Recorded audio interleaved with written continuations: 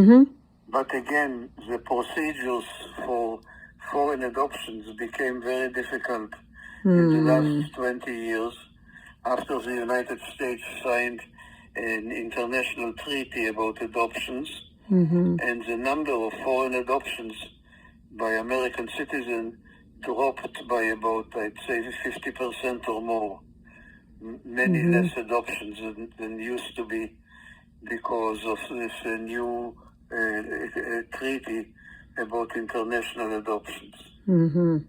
Well, this is such a big problem, problem at the border, and hopefully, well, does it help Attorney Golan having, well, not help, but did you have an increase of more clients because they have illegally entered and then seeking immigration advice? I see many people who seek advice, but when I explain to them the problems, most of them say, well, actually, we don't need legal advice. We rely on the clock and on the calendar to stay here for many years, and whatever will be, will be. I see. That's right. As long as they're in the United States and they have a way of earning their livelihood, correct? And perhaps sending money back home, right? Helping their families. Many of them do. Yes, which is what Many of them do. the reason why they come in. It's incredible, like how many different countries, people from various countries enter through this border.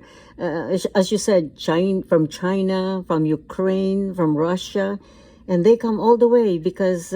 And do you think these people that come from these countries, for example, Ukraine and Russia, they pass the political asylum case because of what the situation is going on? Not necessarily. What is happening in Ukraine is a war between two countries, and people from Ukraine who are able to enter the U.S. illegally they cannot claim that the government of Ukraine is against them. They may have a claim that the government of Russia is against them, but they are not supposed to go back to Russia. They are supposed to go back to Ukraine. Yes. So again, it is not easy. Political asylum is easy to apply. Yes. The application is easy. But to gain it, to be approved, is not easy at all.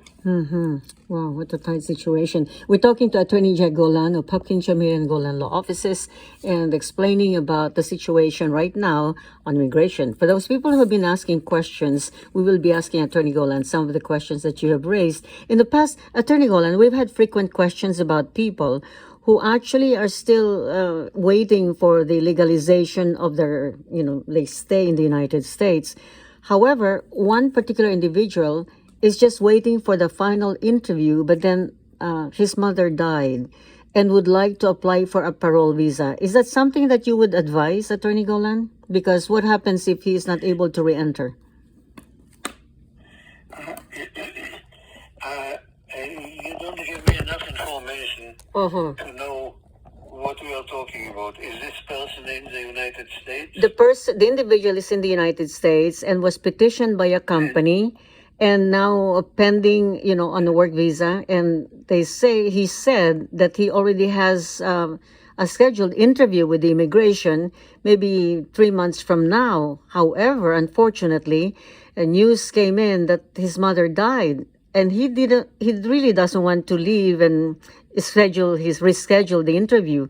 But what happens if he really wants to attend the funeral of his mother? What do you advise? I advise him to think what would his mother tell him. And his mother would tell him to stay put and get the green card. Yeah. He could get what we call advanced parole, but by using it and going out of the country and coming back, he is guaranteed to be able to come back. But he may have trouble when he comes back, all kinds of trouble. And I say, number one.